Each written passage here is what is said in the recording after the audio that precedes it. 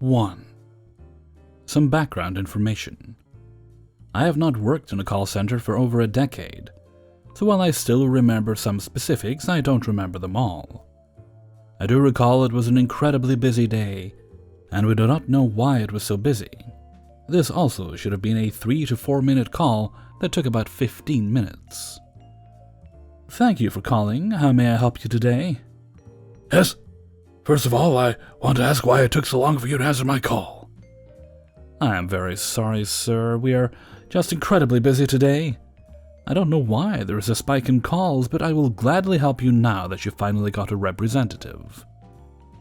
Doc goes on for about a minute, complaining how it should be at most a minute wait, ranting and raving as I try to use transition phasing to redirect Doc to the call flow. I try to get his information, but he said I can just call him Doctor. So skipping over the information part, I try to get to the issue with the product.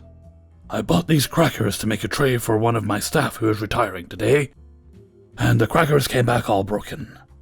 I am very disappointed, as I expected whole crackers for the cheese tray, but all I have is crumbs. He goes on for another few minutes. I am sorry that you've had that experience with our product. In order to assist you, I require some information from the product. Can we start with the barcode, please? Well, they're broken. I don't know how that will help. It ruined the retirement party. He goes on for another minute. I understand they are broken, sir, and I am sorry you had this experience. I want to help you out here, so I require this information.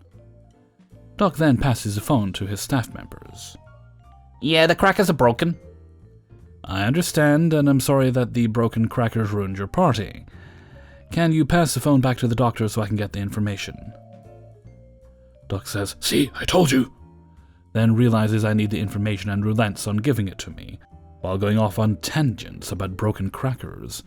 He continues to go on tangents while I attempt to get the barcode and manufacturing codes. I read the response for broken crackers and how it typically happens in distribution, which is out of our control. Normally, I reimburse for this issue. However, because you do not want to give me your information, I will just forward this on to our marketing department. Well, I would like a reimbursement. You stated that your information does not concern me, so I have no problem not taking your information.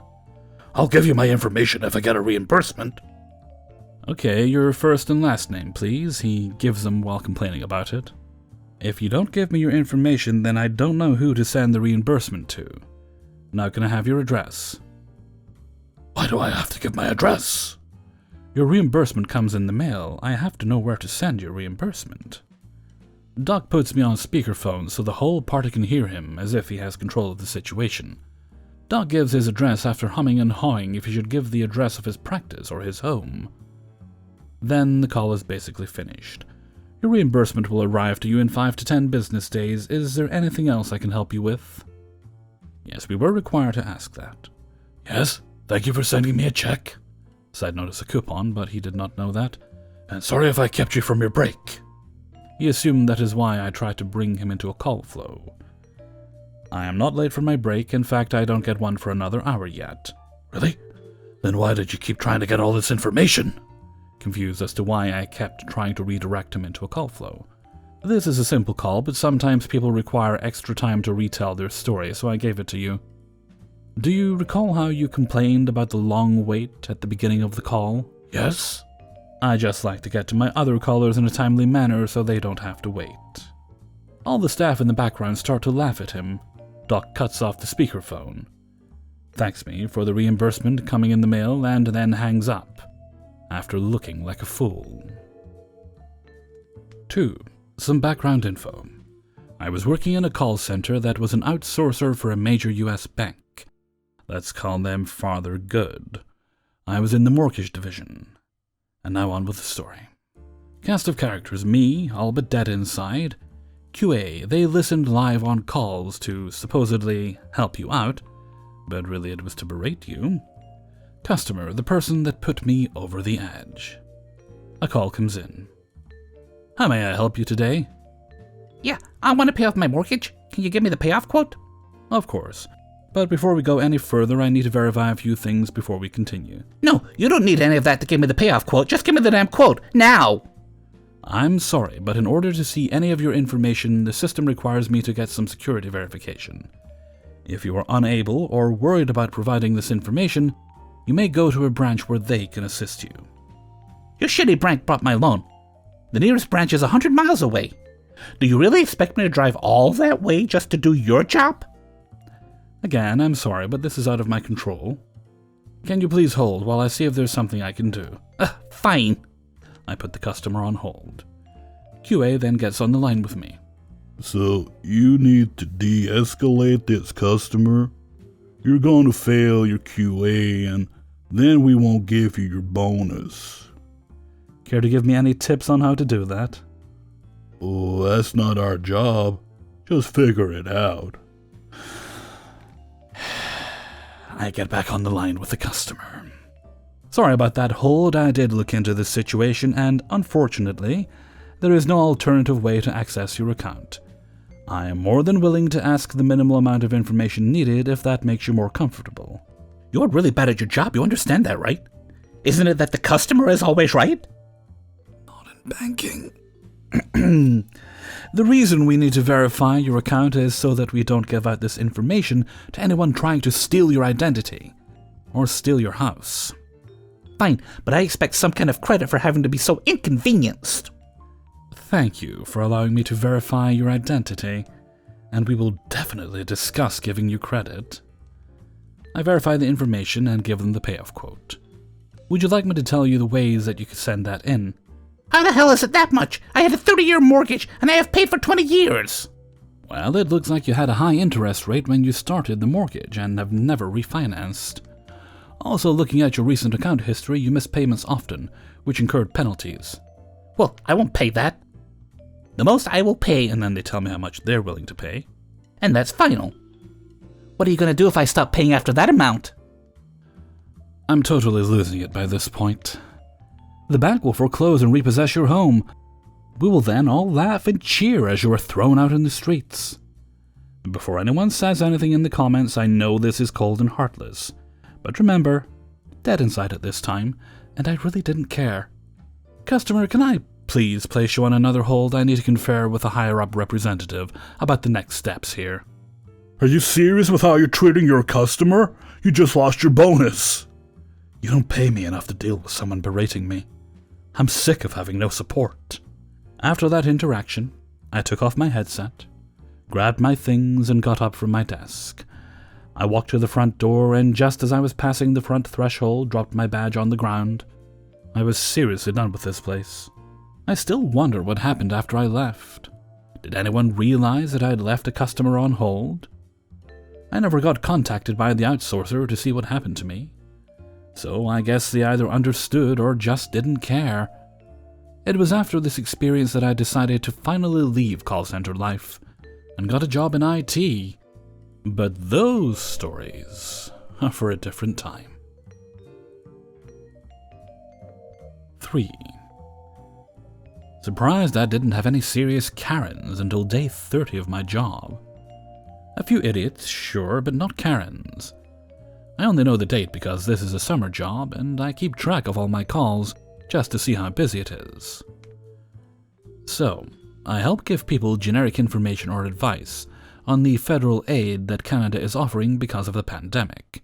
Generic info means I don't know or have access to people's information, accounts, anything. I know how to respond in general situations, but I can't change anything about people's reports, details, etc. But I have several numbers to give clients in case of them needing someone who can look at specifics. One other thing to note is, all us summer student employees are working from home, and I don't know if this has to do with that or not. I literally can't forward anyone to any higher up. All I have specifically focusing on me is a team leader, who only really makes my schedules. And one thing I had hoped to use on a Karen one day, I can't transfer them to any higher-ups because I basically have no higher-ups. Just a team leader and people who know more information than me, who I am strictly not allowed to give their number out. Anyhow, I am waiting on a call. Most calls I've had in my 7-hour workday, excluding my 2 15-minute breaks, and about half an hour lunch break, is 13 calls a day. I finally get one. Speech isn't exact quotes because I can't be bothered to remember speeches on the phone, but you'll get the gist of it. Geeky Army speaking, how can I help you? Hi, I had this number to ask about booking an appointment. I don't have a computer, so I called this number and someone was able to email the Service Canada agent about calling me back to talk about claiming EI. They did call back twice, but I missed both calls, so I decided to call back and get that sorted out. Alright, ma'am, do you mind telling me what number you called me from? Okay, it was... And she gives me the Service Canada number that is supposed to go to EI, but at least one line will transfer to us for reasons I still don't know. Okay, I would advise you to call that number back because one of the options you can select redirects to us.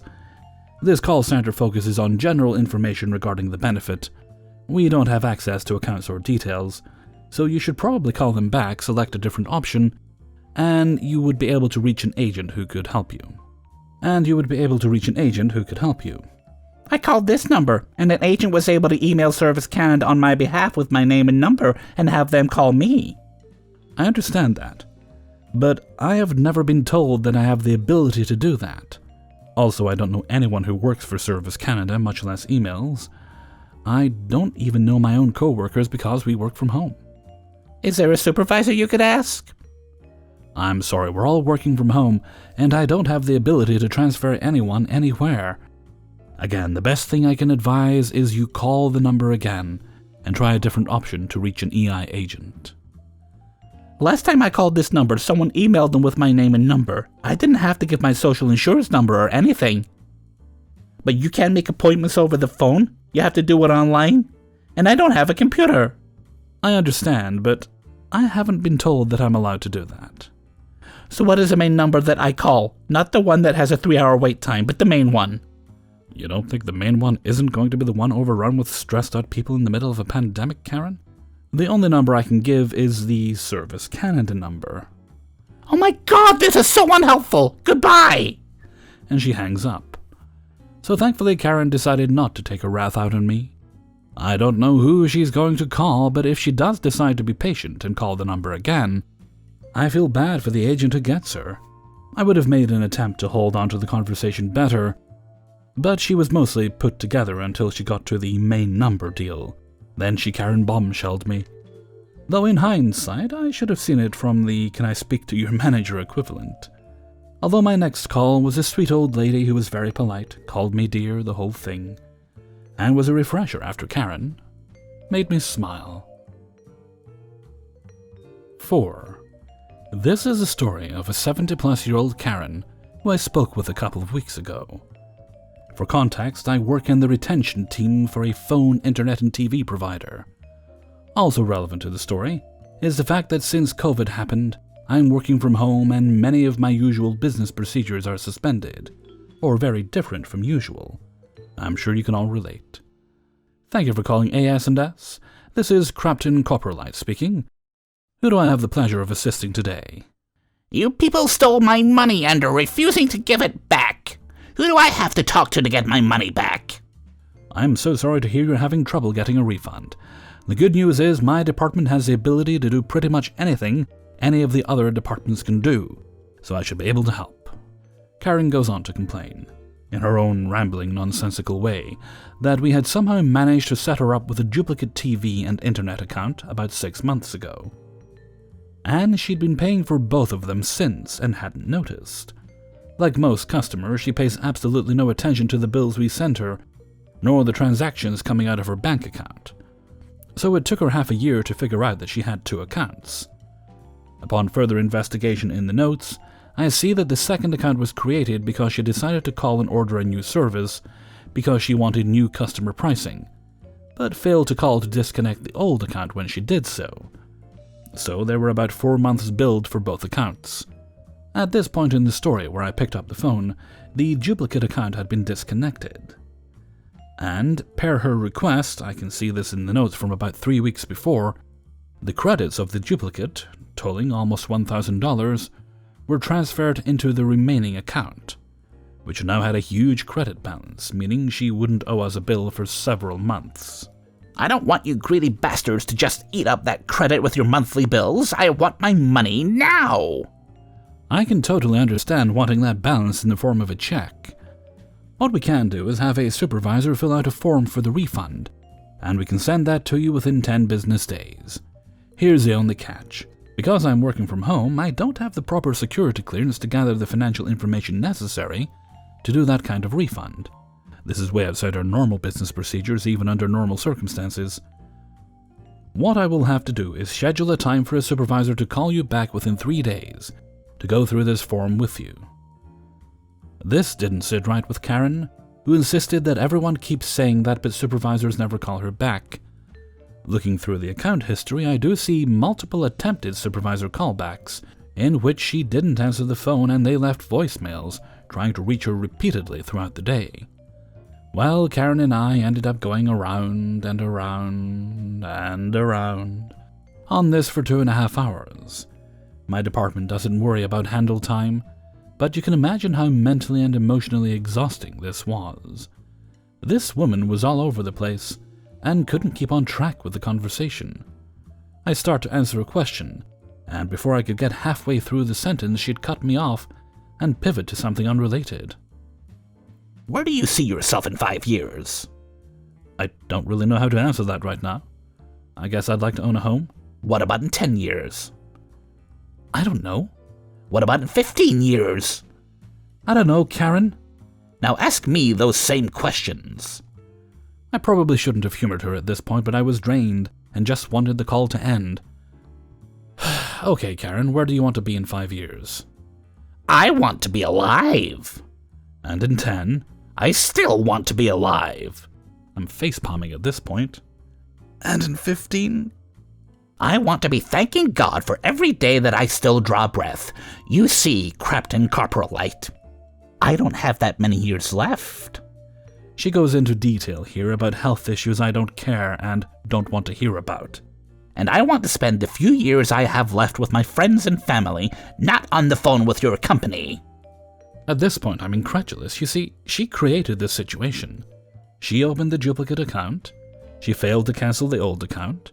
She didn't look at her bank account for 6 months. And then when we canceled the old account, we would have sent her a check, but she requested that the balance be transferred to the new account instead. Every minute spent on the phone with my company was her fault, and her fault alone. She ended up accepting the supervisor callback because that was literally the only way to do what she needed. 5. I work for a call center that handles orders for one of those large shopping networks. Some background. The shopping network has been around for many, many years. As such, many of the callers have also been with us for many, many years. You can only imagine the entitlement that drips from the voices of these proud little old ladies. I have so many stories, but I want to tell you this one particular old woman, Dolores. Now, Dolores was one of our long-time customers. In fact, she was with us since the very beginning. She wore this status like a crown, and never failed to remind us when she feels like she has been slighted in any way. I first met Dolores one fateful morning when she came at me like a wrecking ball. Hi, welcome to Shopping Network. How can I... My package is missing. How dare you people not deliver what I paid for? Gosh, I'm so sorry. Dolores, is it? What package are you waiting for? I'm already trying to look up her info. I don't know. It's your job to know. Stop wasting my time. Right, so she was furious over a package she hasn't gotten yet but has no idea what she was waiting for. Asking her for any information, like an order number or how much she paid for it, was useless because it was our job to know that. I basically had to guess, and went down her enormous list of recent orders trying to see what could possibly be missing. Are you missing a puke-colored vase with shiny lights? No, are you stupid? Stop being an idiot. I obviously got that already. Are you missing an $800 pair of leopard spotty diamond-encrusted leggings? No. Ma'am, I'm sorry, but this would go faster if you give me a hint of what we were looking for. You idiot, why can't you speak English? I want my item. I shop with you people since the 1800s, and I demand more respect than this. Do you want me to go to your manager? And so the guessing game continued. I'm not even allowed to hang up on this idiot because we never hang up on customers. especially not such valued cash cows like this one. Somehow, I find what she was waiting for. Are you waiting for a set of chocolate-scented dish sponges? Finally, yes! Where is it? You ordered this yesterday. It's only just shipped. You'll get it Saturday. No, I want it today. I'm sorry, ma'am, but it literally only just now shipped. Did you mean to have this on express shipping? I don't pay extra for that. You people should be giving me my items as soon as I buy it. Whatever. I don't even want it anymore. Give me a refund. It's already shipped, and unfortunately I can't do that, but when you do get it, you can return it back to us. No, stop the shipment and just give me back my money. On and on she went, ranting about how terrible I was and how awful the customer service was, and how she will refuse the package and how she better get a full refund or else.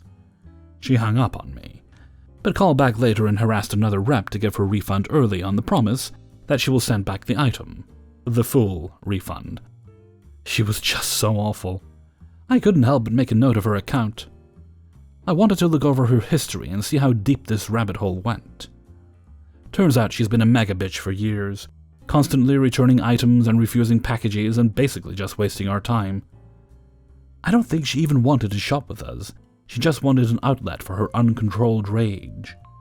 Her account was even shut down at some point, but this lady managed to somehow bend the ear of the CEO of the company, and for some godforsaken reason he reopened her account and basically told the staff they needed to put up with her. I crossed paths with Dolores a few more times, and she was always as sweet as vinegar, insulting me, having me break policy for her, demanding undeserved credits for the most inane of reasons. This hot dog cheesecake I bought came frozen. Why wasn't it already cooked for me? Someone stole my super duper fake diamond necklace at the last church burning. The one I bought 10 years ago. Refund me. God, I hated her. But my last interaction with her was interesting. Hello? Yes, I'm missing my last package. Yes, ma'am. I'm bracing myself. What are you missing? Much to my surprise, she gives me her order info. It was supposed to be here yesterday. I'm sorry. Oh yes, I see the tracking info. Looks like the package was lost in who knows where. Would you like me to send a replacement or refund you? A refund, please. Thank you. I'm sorry. We ended the call. I was stunned. Was it really her? Did Dolores hit her head? Did she find her marbles? Who was that kind, sad-sounding woman on the phone? Where was the Karen from hell that I had to deal with for the past year? I got my answer. Looks like she got a warning letter in the mail. See, with our company, if you return too many things, and I do mean too many things, they'll audit your account. And if you're found to be unprofitable, your account will be closed as a result. You're given many warnings to correct this behavior, and Dolores was on her last one. And she knew her time was up. A week later, her account was closed. She tried to appeal this, but was rejected. No CEO came in to save her this time. Time was money, and she was costing us both of these things. Dolores, if you're out there, I know you'll never hear this. I want you to know that I've never met a more frustrating woman than you. But I hope you find your happiness somewhere, in a way that doesn't make people want to throw themselves out the window. Be well, you strange, strange person. Hey everybody, Hellfreezer here, and thank you very much for listening to Please Hold number 3. And thank you very much to everybody who allowed me to use their stories and sent in stories for use in this video. Also, thanks to the author of the last story there, the story about the troublesome Dolores. Although I cannot hear the name Dolores without thinking of one, Pet Lizard of a YouTuber I follow, and 2, Dolores from Westworld. Those are the 2 things that spring to mind. Maybe they could do like a buddy action comedy with Dolores the Dolores the robot and Dolores the lizard, kicking butt and taking names. I'd watch that. Anyway, sorry. Yes, thanks to the person who wrote that story and sent it in, because thanks to them I realized just how long it had been since I last did a call center story, and it was surprisingly easy to put this one together. I thought I'll start work on it this week, and then maybe in a couple of weeks I'll have the stories for it, and then suddenly I've got stories to do almost 2 videos. So hopefully we'll have another one maybe next week. I could maybe make that the Monday video if I don't have scary stories. Just thinking ahead. Right, I'm gonna go think more about the adventures of Dolores the Lizard and Dolores the Robot. So until next time, thank you very much for listening, and take very good care of yourself.